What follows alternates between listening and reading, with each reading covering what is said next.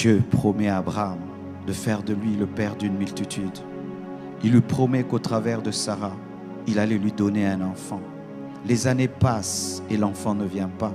Sarah pousse Abraham vers Agar et ils ont un enfant, Ismaël, qui n'était pas le fils de la promesse.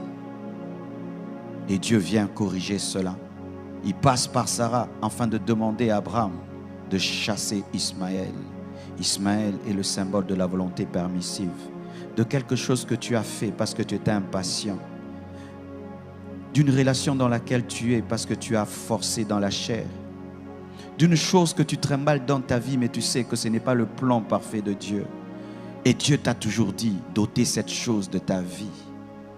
Et certains, ils attendent le soir pour enlever Ismaël de leur vie, alors que c'est le matin. Il y a quelque chose dans ta vie qui n'est pas la volonté de Dieu. C'est Ismaël. Dans des moments charnels où tu avais perdu ta vie de prière, ton intimité avec Dieu et ta foi. Tu as fait des alliances, tu as engendré des choses, tu as commencé des choses, mais tu te rends compte quand tu deviens spirituel que ce n'était pas le plan de Dieu. Et Dieu te dit d'enlever Ismaël et c'est le matin. Ismaël peut être même un ministère que tu as commencé, mais ce n'était pas le plan de Dieu.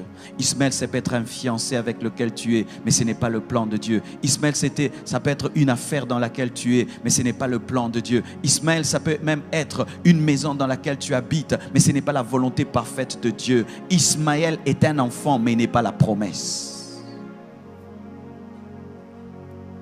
Quand tu as Ismaël dans ta vie, plus tôt tu te débarrasses de lui, plus tôt Isaac grandira, car la présence d'Ismaël met mal à l'aise Isaac. Qui est Ismaël dans ta vie? Un amoureux de Dieu ne tarde pas d'enlever Ismaël. Tôt le matin, il enlève Ismaël. Quand tu te rends compte dans ta vie que ce que tu pensais être le plan parfait de Dieu n'est pas le plan parfait de Dieu, tu peux dire à un fiancé: je pensais que tu étais l'homme de ma vie, mais Dieu m'a dit que moi, je serai une grande servante de Dieu. Je ne peux pas épouser un païen.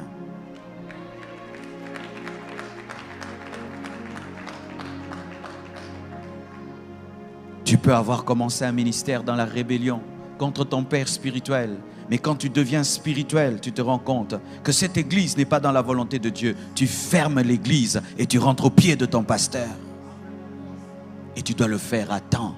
Tu dois le faire très tôt. Qu'est-ce qui est dans ta vie, Ismaël? Lorsque tu as Ismaël dans ta vie, voici ce qui va t'arriver.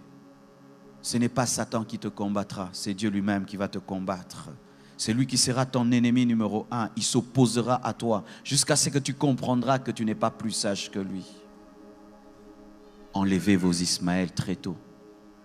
Ne dis pas: je vais le faire dans 1 mois, dans 2 mois, dans 3 mois. Le plan de Dieu va prendre du retard dans ta vie. Je vous assure, mes frères et sœurs, il y a des choses qui prennent 10 ans dans nos vies, alors que ça devait prendre 1 semaine.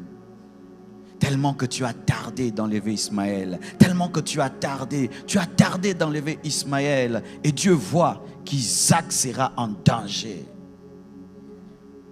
Tant que tu ne lâches pas la volonté permissive, tu ne vivras jamais la volonté parfaite de Dieu.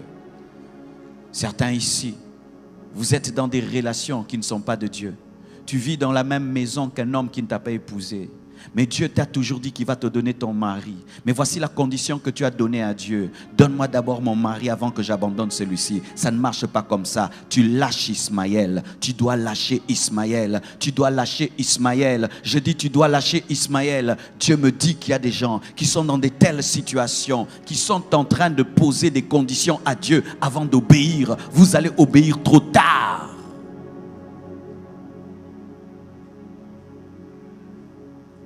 Le Seigneur te dit que les affaires que tu fais, ce sont des mauvaises affaires.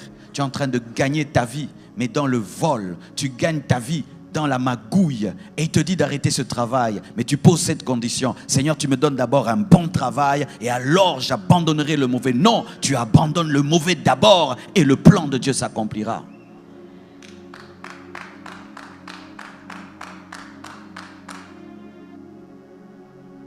Es-tu dans la volonté parfaite de Dieu?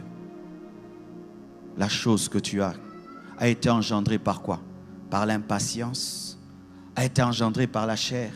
a été engendré par l'esprit, a été engendré par toi-même. Tu as forcé les choses.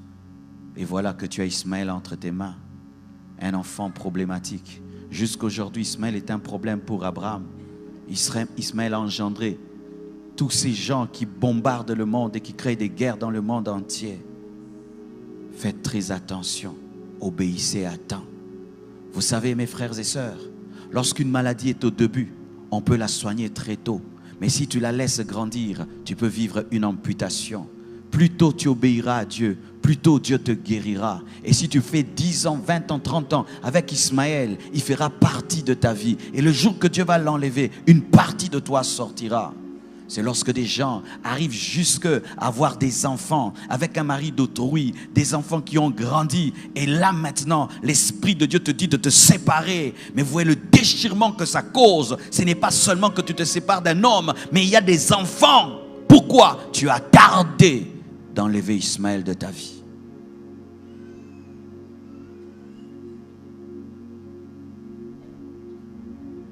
Écoutez, c'est bien.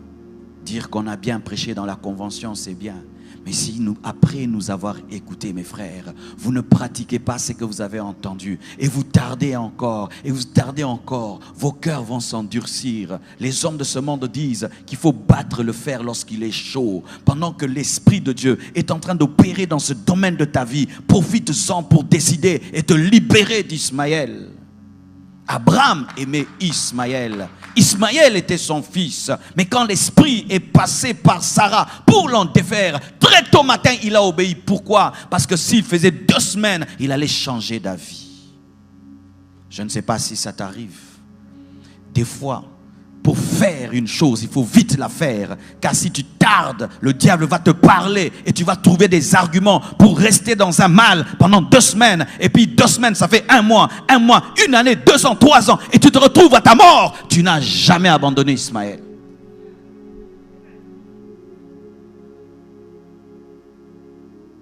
Même si tu vas laisser Ismaël dans le désert en pleurant, pleure, mais laisse-le dans le désert. Même si tu vas te séparer de cette fille en pleurant, pleure, mais laisse-la dans le désert.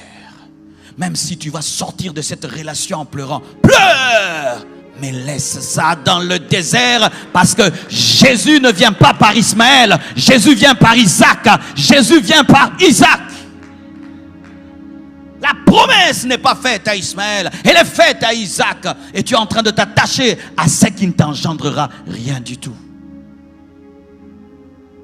Certains même, vous êtes dans des églises qui sont des Ismaël.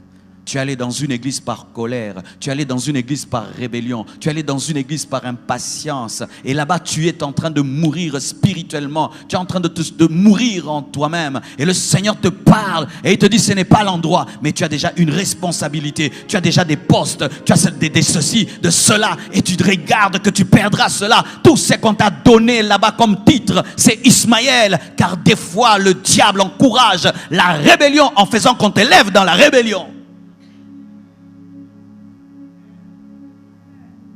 Ismaël, ce sont des faux papiers. Des faux papiers. Tu t'appelles Jonathan, mais dans tes papiers, tu t'appelles Gélor. Des faux papiers. Une vie de mensonge où tu mens chaque année et chaque mois.